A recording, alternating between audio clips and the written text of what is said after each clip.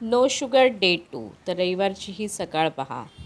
नको असणारा हा पाऊस किती दिवस थांबणार आहे माहीत नाही.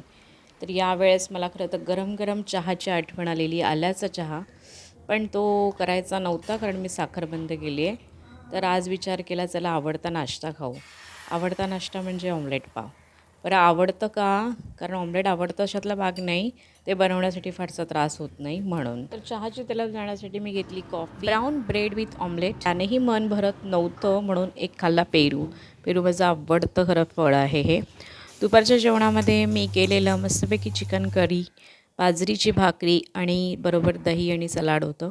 सलाडमध्ये फक्त कांदाच होता म्हणा. साखर सोडल्यानंतर पहिला दिवस मोटिवेशनचा होता म्हणून तो निभावून जातो.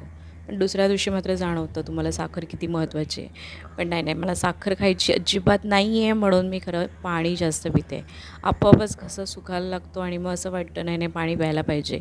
पाण्याचा इंटेक आपल्या शरीरातला आपोआपच वाढतो. आज मी ठरवलेलं की जरा सुट्टीचा दिवस आहे तर जरा स्वतःला पॅम्पर करूया म्हणून एक हेअर मास्क लावला होता. याचा रिझल्ट काय येतो आहे. रविवार असून सुद्धा आजचा दिवस फार बिझी होता कारण मी 2-3 रील्स शूट केल्या होत्या, त्याच्यानंतर त्या अपलोड केल्या होत्या आणि व्हिडिओ चालला नाही याचं दुःख वेगळंच होतं.